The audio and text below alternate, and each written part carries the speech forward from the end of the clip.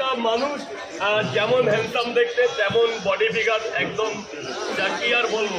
তো অনেকেই এখনো বলছে যে মেসির সাথে দেখা করতে আমি পারিনি। তো এখানে অনেক বোলাগার আছে যারা এআই বোঝো, একদম আমাদের মোহনবাগান মানে সরি আমাদের যে যুব ভারতীর যে টিকিট আলাদা, এটা আলাদা। এটা ছিল আমাদের পাস, যেহেতু আমার আধার কার্ডের নাম দেওয়া আছে, এটা ছিল আমাদের পাস যেটা হায়াত হোটেলের পাস, আর এটা ছিল মেসি পাস। এটাই হচ্ছে আমাদের সেই মেসির পাস, এই হচ্ছে মেসি পাস, এই হচ্ছে মেসি পাস। এখন ফেবিকুইক কাটা লাগবে, এটা হাতে না বাজলে মেসির যে 6 নম্বর ঘরে আমরা ছিলাম ওটা। আর এই যে এখনো লোকে বলছে এআই ফটো, তো যারা এখানে এআই বোঝো তারা দেখো এটা এই কিনা। আচ্ছা কেউ একজন হাতে নাও, কেউ একজন হাতে নাও যারা বোঝো এআই, তারা দেখো এটা এআই কিনা, প্রমাণ দেখাও, প্রমাণ করাও এআই কিনা।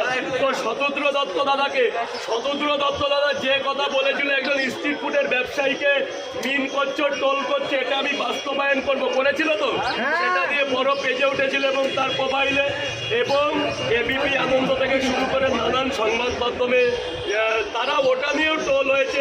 আরও এখানে তো নানা রকম লোক আসতো, তোমরা তো জানো যে আমি করেছি আমি করি। শতদ্র দত্ত দেখিয়েই দিল 6 নম্বর ঘরে শুধু 6টাই সিট ছিল, সেখানে 6 জনের মধ্যে আমি একজন। আবার যখন আমরা বসেছিলাম মেসিকে ডেকে বলা হয়েছে ইন্ডিয়ান স্ট্রিট ফুড, মানে ইংলিশে বললো, যেটা আমি বুঝলাম যে একজন স্ট্রিট ফুডের খাবার বিক্রেতা। তো উনি আবার মেসিকে ইংলিশে বললেন পিৎজা যদি আমেরিকান ফুড হতে পারে তাহলে ইন্ডিয়ান ফুড হিসাবে পরোটা কেন হবে না। আই লাভ মেসিও, মানে উনি ওনার ভাষায় বললো, যেটা আমি আমার ভাষায় বলতে পারবো না। আমার ভারতীয়, আমি বাঙালি, উনি আর্জেন্টিনায় ভাষায় যে মুখ মেরেছে এটাই আমার অনেক পারবে। অনেক ধন্যবাদ জানাই দাদা শতদ্র দত্ত মহাশয়কে, যে কথা দিয়েছিল যারা লাখ টাকা দিলে ওই টাকা যাওয়া যায় না, সেটাই আমাকে পূরণ করেছে, যে এই জায়গা আমাকে করে দিয়েছে, এবং কি এতটাই সম্মান করেছে। যখন আমি সিটে বসেছিলাম শতদ্র দত্ত এসে মাইক করে বলেন রাজু পরোটা, রাজু পরোটা, রাজু।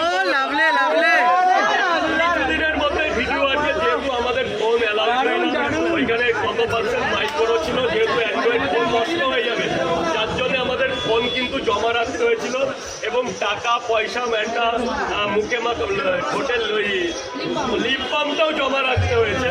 সেই সূত্রে ফটো আরও আসছে, প্রচুর ক্যামেরাম্যান ছিল, প্রচুর এডিটর ছিল। খুব তাড়াতাড়ি হয়তো উনি এখনও মুম্বাই হায়দ্রাবাদ আছে, উনি মুম্বাই থেকে চলে গেলেই ফটো অ্যাভেলেবেল পেয়ে যাবে। আর অনেকেই এখনও বলছে এটা নাকি এআই।